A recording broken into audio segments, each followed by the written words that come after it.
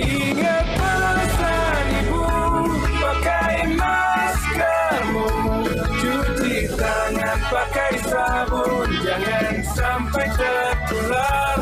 Ingat selalu pesan ibu, jaga jarakmu, hindari kerumunan, jaga keluargamu.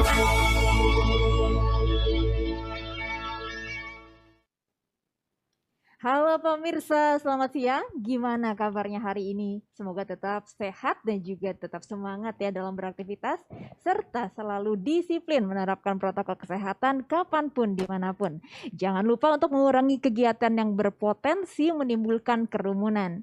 Senang sekali saya Egit Hapsari bisa menemani Anda kembali. Dan tema dialog kita kali ini adalah dedikasi relawan di masa pandemi, yang disiarkan secara langsung dari Media Center Satuan Tugas Penanganan COVID-19 Geraha BNPB Jakarta. Pemirsa, pandemi ini tidak bisa kita lawan sendiri. Seluruh elemen bangsa harus bersatu menyejajarkan langkah melawan COVID-19. Dan sejak pandemi melanda negeri ini, mereka yang selalu berada di garda terdepan, salah satunya ini adalah para relawan. Semangat kemanusiaan dan keikhlasan terus mendorong mereka berjuang melawan COVID-19 agar Indonesia menjadi bangsa yang semakin tangguh dan juga kokoh. Lantas bagaimana selama 9 bulan terakhir ini teman-teman relawan berjibaku untuk membantu mereka yang terdampak COVID-19? Telah hadir di studio siang hari ini sejumlah narasumber. Yang pertama ada Mas Andre Rahadian, Ketua Bidang Koordinasi Relawan Satuan Tugas COVID-19. Apa kabar Mas Andre? Kabar baik, apa Kabar baik ya, saya juga baik Mas Andre. Terima kasih sudah menyempatkan hadir. Dan narasumber kedua kita adalah Mas Yudi Setiadi, SHMH, Relawan Satuan Tugas COVID-19. Selamat siang Mas Yudi. Siang. Baik juga kabarnya, Alhamdulillah. Sehat ya. Terima kasih juga sudah menyempatkan untuk hadir. Dan narasumber ketiga kita adalah Kak Fibiola Iriani Ohei SPD MSI, Koordinator Relawan Papua, Papua Barat dan Nusa Tenggara Timur. Apa kabar Kak Fibi? Kabar baik. Kabar baik. Nah, tetap semangat ya. Semangat. Tetap semangat mengordinir relawan ya. Dan narasumber kita yang keempat telah bergabung melalui sambungan video conference ada Kak Steven Tahitu, tim relawan Maluku. Apa kabar Kak Steven? Kabar baik Mbak. Ya, selamat siang semuanya. Ya. Selamat siang Kak Steven. Makasih sudah menyempatkan bergabung dalam dialog hari ini ya Kak. Nah pemirsa, sebelum memulai perbincangan, sebagai informasi kondisi studio telah disanitasi, mikrofon yang kami gunakan juga sudah didisinfeksi dan kami juga senantiasa menjaga jarak. Talk show ini juga memperhatikan protokol kesehatan dan ditujukan untuk semua kalangan. Namun sebelum kita mulai diskusi, mari kita gunakan hand sanitizer terlebih dahulu. Silakan.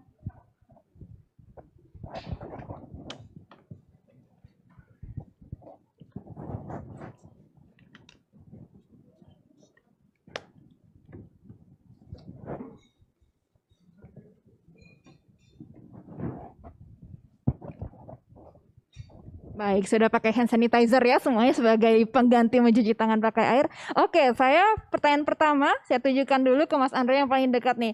Mas Andre, ini kan sudah 9 bulan lamanya kita melewati hari-hari dalam kondisi pandemi ya seperti itu. Nah teman-teman ini masih konsisten berada di garda depan nih melawan COVID-19. Gimana sih Mas Andre untuk menjaga solidaritas dan juga semangat teman-teman relawan selama 9 bulan ini?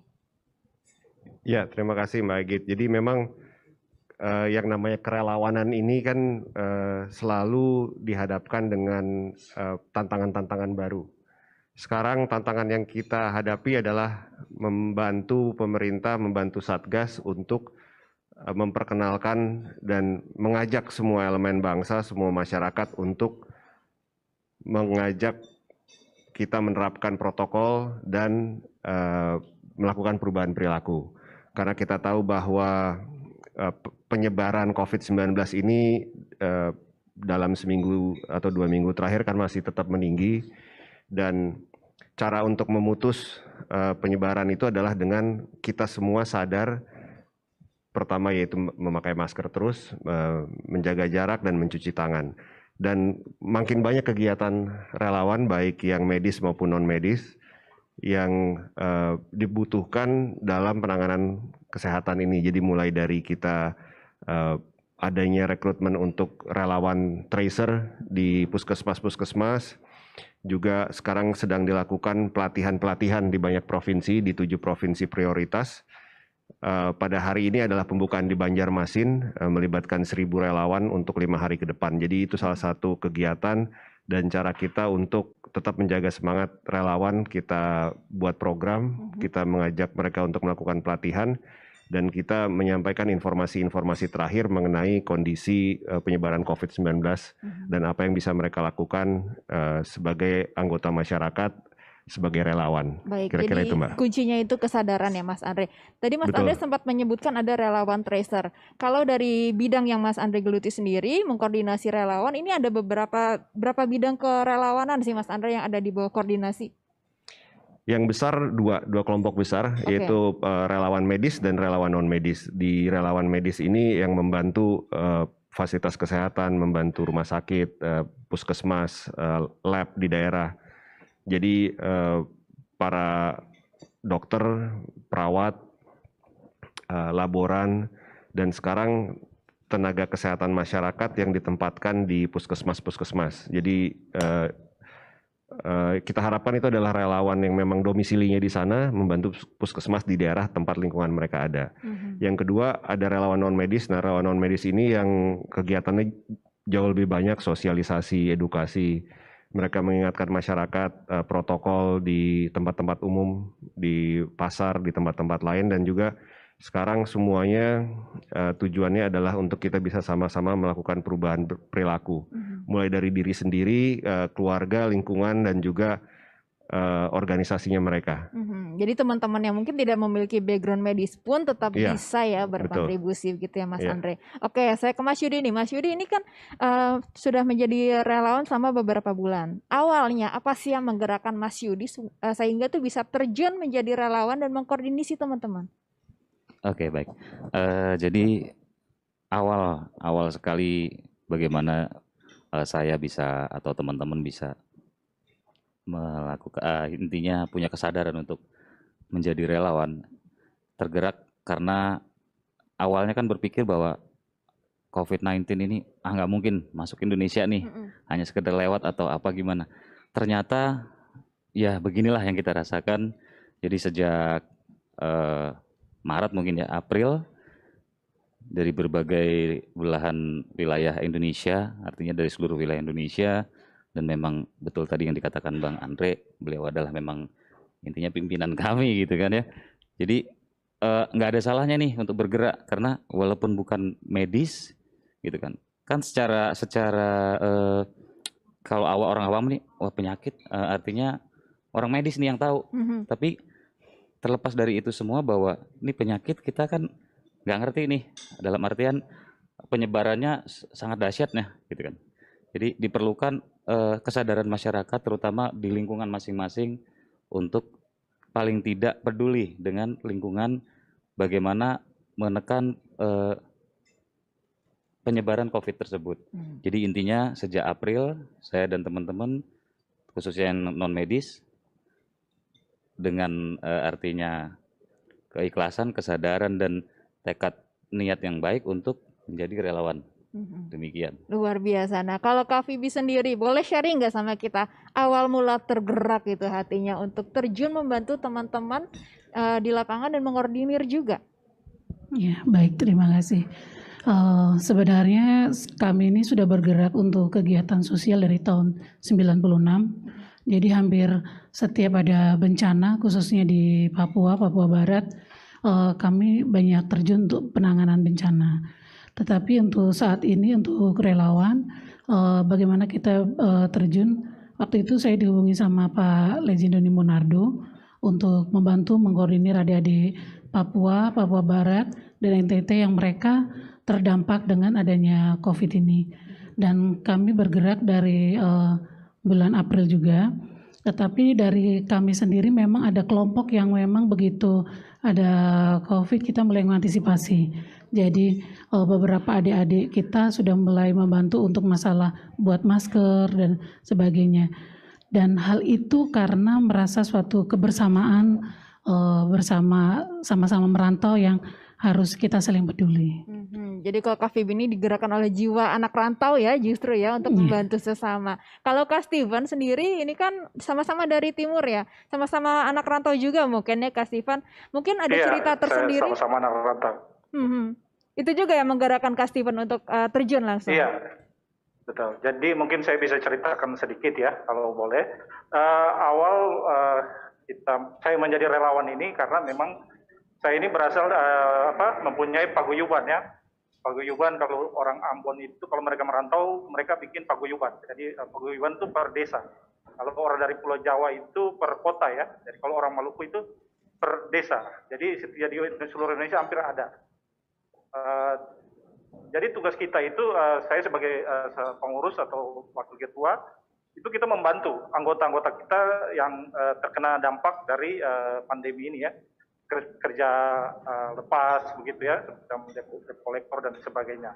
Nah, memang kita sebelum kita mendapat bantuan dari ini, kita juga sudah secara sendiri organisasi melaksanakan itu juga. Tapi kita tidak bisa terus-menerus karena keterbatasan dana. Akhirnya saya berkoordinasi ya dengan Pak Iwan Muskita di Australia, pendiri Basudara Maluku Global, untuk bagaimana mencari solusi membantu orang Maluku yang ada di Jabodetabek. Karena banyak sekali orang Maluku yang kerja di sektor informal. Yang seperti saya bilang tadi, salah satunya debt collector. Karena waktu itu karena ada kebijakan dari pemerintah bahwa tidak boleh bisa menarik mobil dan sebagainya ya. Jadi itu dampak langsung. Pak Iwan berkoordinasi dengan Pak Doni, sehingga kita pada bulan Mei itu mendapat bantuan pertama, 12 Mei pertama itu kita bagi sekitar 3.000 paket gitu kurang lebih ya. Jadi itu awalnya dan sampai sekarang ini udah tahap 7. Tahap 7 kemarin tanggal 14 November itu tahap 7 dan mungkin ada tahap 8 lagi. Jadi itu saya kira sangat membantu sekali buat kita orang Maluku di Jabodetabek.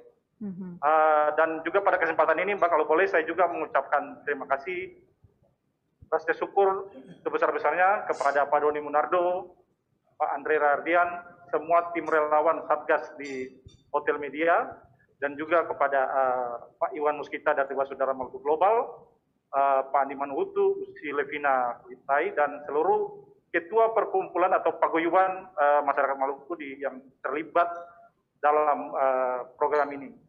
Dan salah satu yang paling menarik Mbak, setelah tahap 7 itu ada perubahan isi bantuan. Jadi yang pertama biasa kita dapat beras dari tahap 1 sampai 6, beras, minyak, dan lain-lain. Itu karena gagasan yang luar biasa dari Pak Doni dan Pak Andre, itu jadi bahannya tuh, isi paketnya itu bahan dari sagu. Jadi sagu yang dikirim langsung dari Maluku, yaitu kemarin itu sekitar tanggal 11 itu saya, hari Selasa itu tanggal saya kita tim Jakarta jemput langsung dengan Hercules ya. Jadi itu ada 60.000 potong sagu bakar ya, dan juga 3.000 kotak abon ikan yang akan didistribusikan. Itu suatu yang luar biasa. Dan jadi juga mengobati rindu akan kampung halaman gitu betul, ya. Betul. Dan itu luar biasa sekali. Itu juga bermanfaat bagi mama-mama yang kerjanya bakar sagu itu kayak lagu ya. Ambil mama bakar sagu itu. Jadi ada efek dari kebijakan-kebijakan yang di ide-ide dari Pak Doni dan Pak Andre ini. Ada efek ekonomi ya, karena dengan ada pandemi ini pasti ada pendapatan berkurang. Pasti. Jadi itu sangat luar biasa dan itu sangat luar biasa. Dan di Jakarta juga UMKM ini kita di pas tahap 7 itu kita juga dilibatkan untuk mensuplai. Saya juga salah satu yang terlibat dalam program ini. Jadi menarik sekali ya. Kita lagi persiapan ya tahap 8 ini. Kita lagi persiapan, mungkin awal September kita akan bagi lagi. Itu sangat luar biasa. Iya menarik sekali ya Kak Steven ceritanya. Mungkin tapi bisa tahan dulu nih karena banyak sekali nanti ceritanya kita akan share. Dan saya mau tanya dulu nih Kak Steven ke Mas Andre nih soal persiapannya ya. Nah Mas Andre ini kan sebelum relawan terjun ke lapangan untuk membantu memutus rantai COVID-19 ini persiapannya apa saja supaya nanti yang dilakukan relawan ini bisa efektif dan efisien? Iya.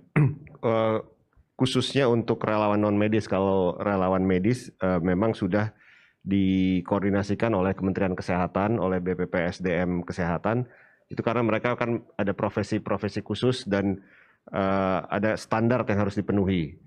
Sedangkan untuk relawan non medis ini karena memang konsep dan sifatnya umum, kita melakukan pelatihan sendiri oleh Satgas Relawan. Materinya itu adalah pertama soal kerelawanan, soal COVID-19, soal perubahan perilaku, dan juga komunikasi publik. Bagaimana mereka cara menyampaikan ke masyarakat.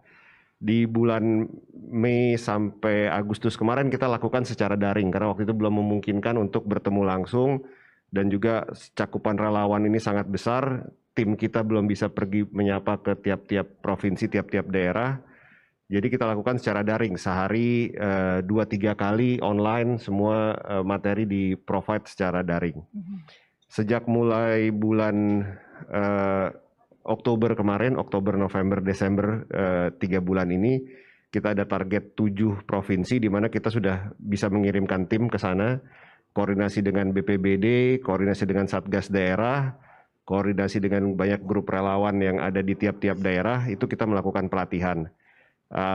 Antara 1.000 orang sampai 3.000 orang dengan protokol kesehatan, satu kelas yang bisanya 50, kita isi separuh 25, maksimum pelatihannya 3 jam. Setelah itu salah satu yang kita informasikan juga cara penggunaan Inaris. Inaris itu adalah produk dari BNPB untuk monitoring kegiatan-kegiatan. Dan kita juga udah punya sistem monitoringnya sehingga kita bisa melihat setelah pelatihan dan sebelum dan sesudah. Itu memang peningkatannya kelihatan gitu bahwa laporan monitoring yang dilakukan oleh relawan-relawan ini terhadap kepatuhan, terhadap tindakan atau kegiatan mereka dalam melakukan sosialisasi, edukasi bisa di-track secara real time. Jadi terukur gitu ya, ada indikator-indikatornya. Betul, dan ini juga nanti akan bagian yang dimasukkan ke web Bersatu Lawan COVID yang jadi satu gitu semua, jadi kelihatan kegiatan. Karena kita nggak bekerja sendiri, ada relawan perubahan perilaku yang dari PKK, dari penyuluh, dari Satpol PP, TNI Polri, semua bergerak gitu. Oke, nah Kak Fibi ini realisasinya di lapangan gimana nih? Sejauh ini boleh nggak sharing sama kita? Mungkin Kak Fibi berusaha untuk mengajak masyarakat untuk melakukan protokol 3M, tapi kan tentunya responnya beda-beda. Nah, ada trik nggak sih supaya yang kita sampaikan ini bisa diterima dan yang mendengarkan pun jadi nurut? Iya, jadi kami untuk komunitas kami itu ada namanya program Bagu Jaga Bagu Sayang. Jadi karena supaya untuk bisa merasakan bagaimana rasa sepenanggungan bersama dengan situasi yang ada, makanya dengan Bagu Jaga Bagu Sayang itu mempermudah kita untuk berkomunikasi.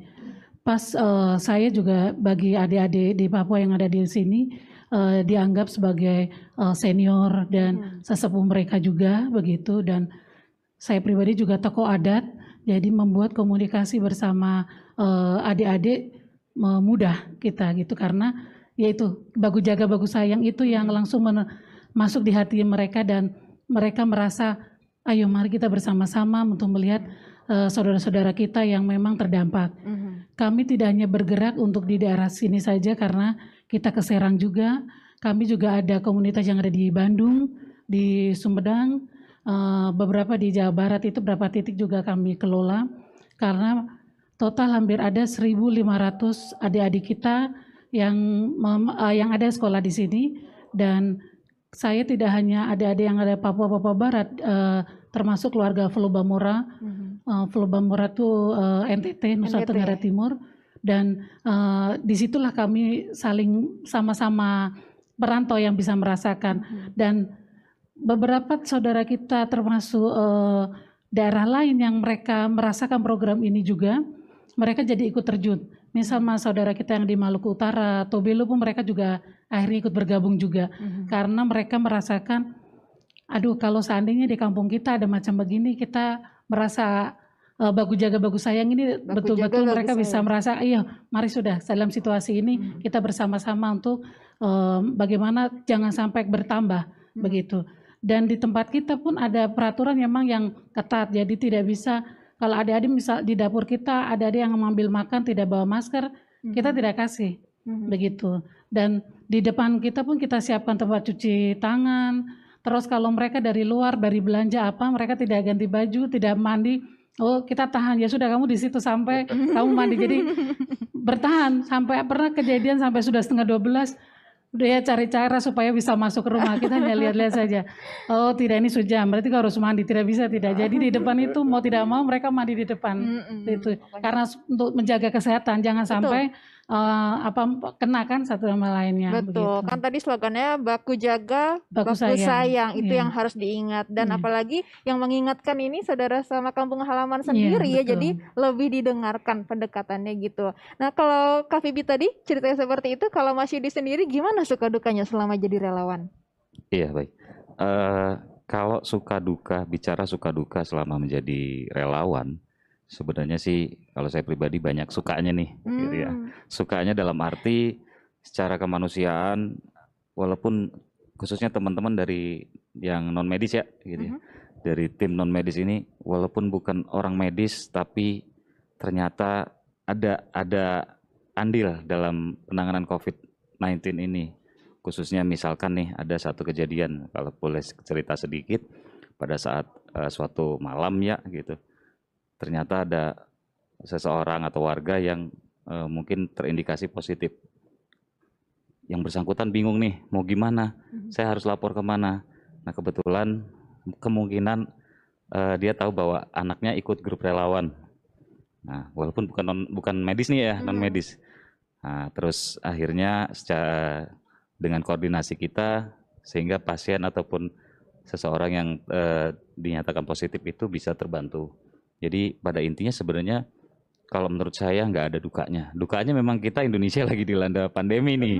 Tapi semua kalau negara juga mengalaminya ya pasti begitu. ya Mas? Cuman kalau duka selaku relawan, saya rasa nggak ketemu sekarang nih. Luar biasa. Suka ya. Jadi ya bahagia dah gitu. Bisa membantu Indonesia untuk bisa selesai dengan pandemi ini. Luar Demikian. biasa. Memang kalau sesuatu yang dilakukan dari panggilan hati ini enjoy aja gitu Iya, ya. enjoy aja sih, Lakuin gitu. ya. Nah kalau Kak Steven sendiri mungkin bisa sharing-sharing cerita lain nggak? Kalau tadi kan kata Mas Yudi suka semua 100% enjoy gitu. Kalau Kak Steven gimana? Ya, Pak. Ya, kalau saya sih hampir sama juga ya sama jadi banyak sukanya daripada dukanya sebenarnya. Karena dari saya ikut kegiatan ini dari Mei itu saya banyak ketemu orang-orang yang luar biasa ya, dari yang punya hati untuk melayani ya, pengabdiannya luar biasa tanpa pamrih ya. Jadi saya banyak belajar lah selama dari bulan Mei ini. Ketemu orang-orang baru, terus ketemu saudara-saudara juga sesama orang Maluku di Jabodetabek. Terus dan juga tim ini ya, tim relawan Satgas itu kita akhirnya karena sering ketemu, akhirnya udah akrab sekali gitu. Saya jadi tambah teman. Ya udah kenal Pak Andre juga, ketemu Pak Doni. Ya, kalau nggak ada ini mungkin saya juga nggak bisa ketemu Pak Doni ya, karena akhirnya saya bisa ada kesempatan bertemu dengan Pak Doni ya, gitu. Jadi banyak sukanya. Kalau dukanya sih banyak saudara-saudara, karena bantuan sembako ini kita relawan non medis ya.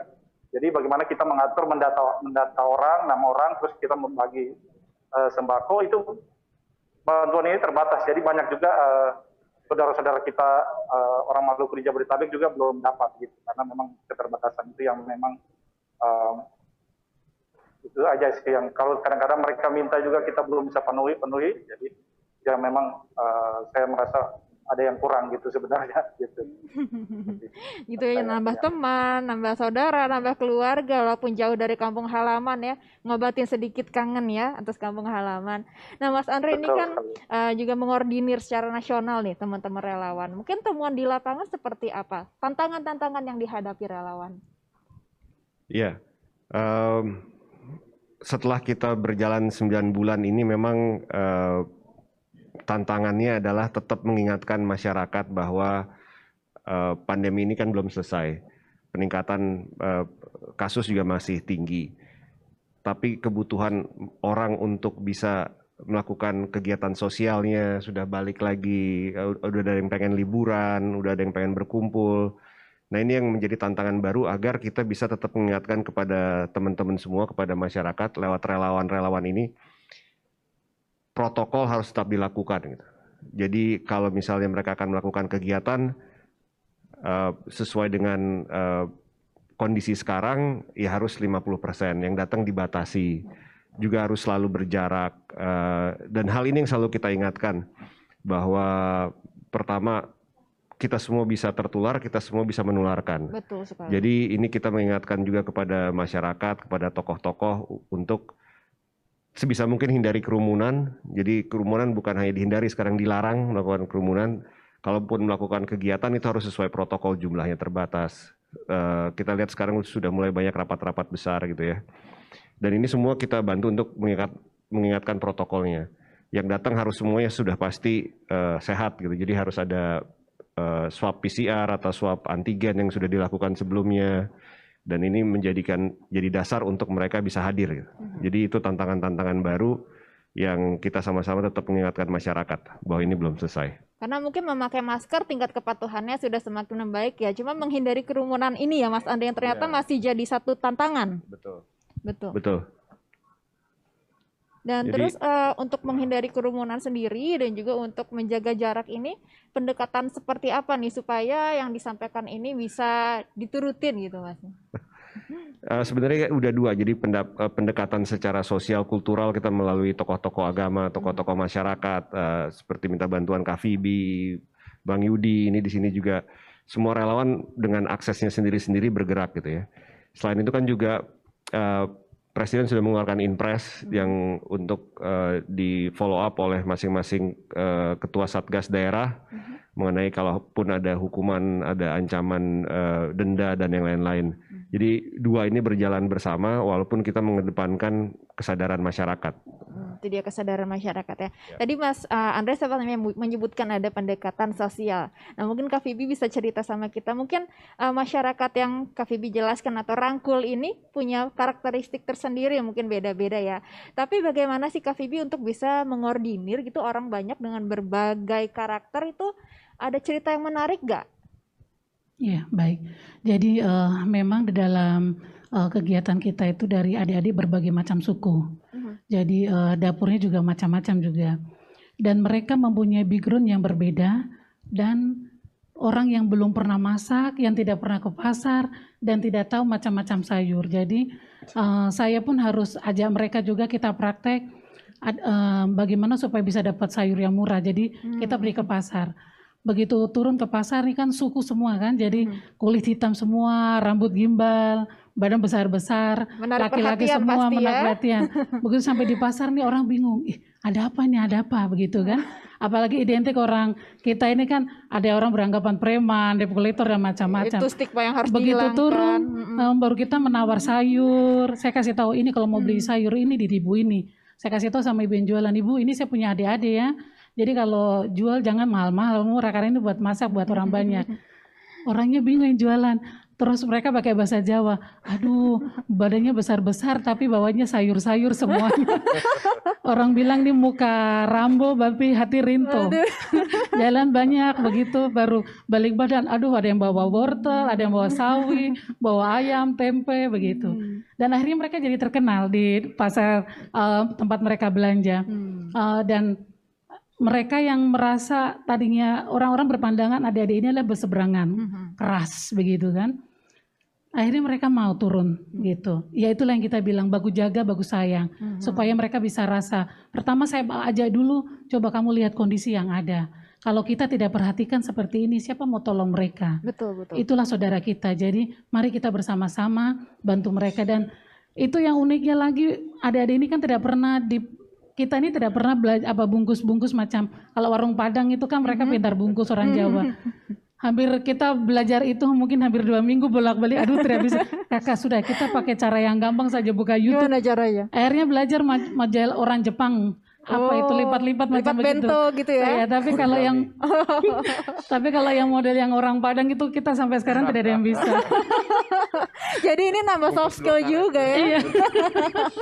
Ini bisa nambah soft skill nih ke depannya berguna. Soft skill nawar harga di pasar, lipat bungkus makanan ya Kak ya. Jadi sekarang adik-adik ini merasa memang sebelum itu mereka bilang, aduh kakak, puji Tuhan kita terima kasih karena kita punya kesehatan juga semakin bagus. 2 minggu pertama kondisi mereka itu memang sudah sangat-sangat tidak bagus. Mereka akhirnya harus cari cara bagaimana mereka bisa bertahan. Betul. dengan adanya program dari Pak Andre dan Bang Doni ini akhirnya kita merangkul mereka dan sekarang kita pun juga membantu mereka punya ekonomi.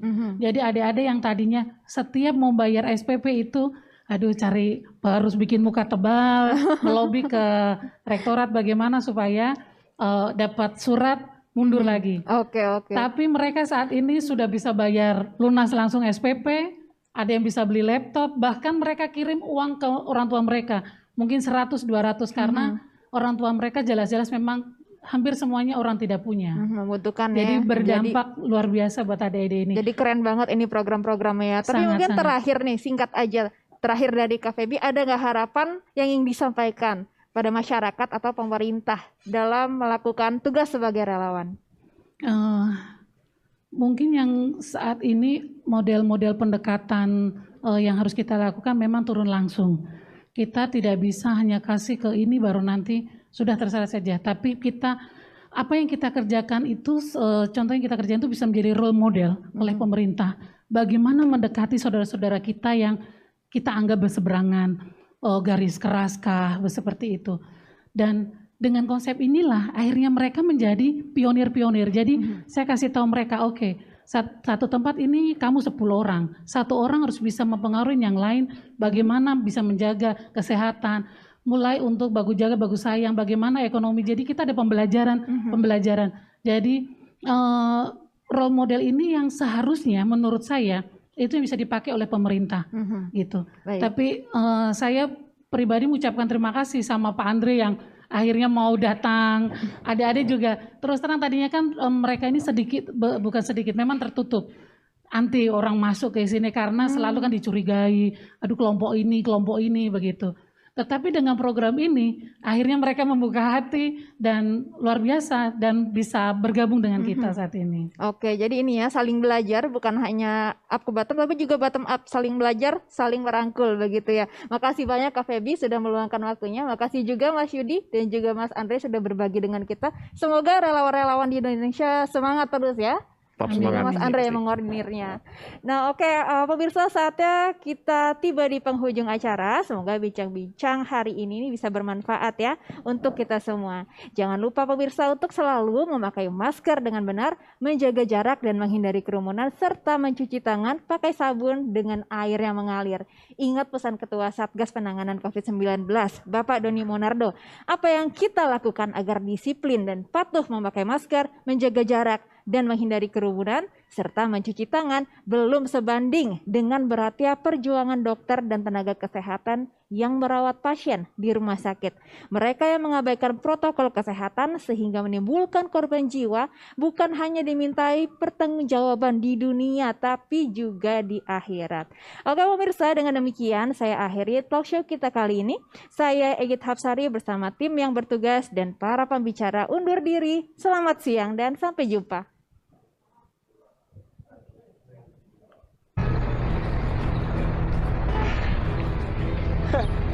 Hari gini masih pakai masker. Coba kan masker lo.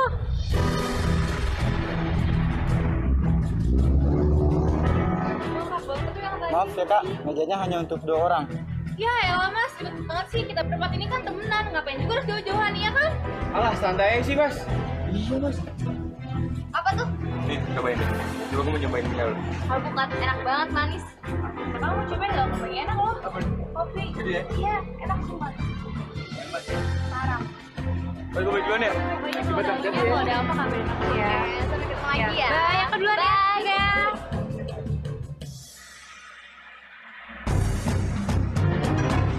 Halo deh, aku pulang.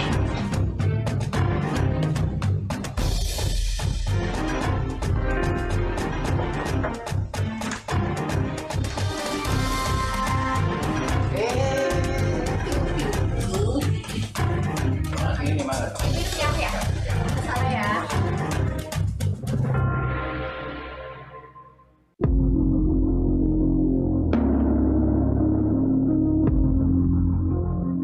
Halo Aiman, Halo? si Fadil tuh kena COVID. Serius? Gimana dong? Kita tuh dari kemarin main sama dia.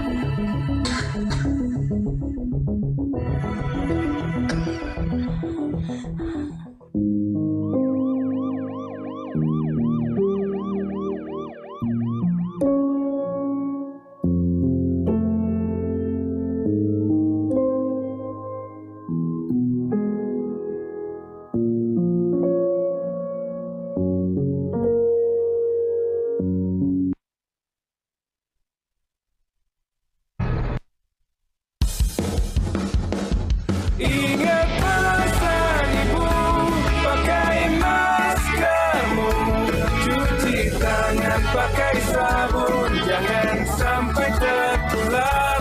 Ingat selalu pesan ibu, jaga jarakmu, hindari kerumunan, jaga keluargamu.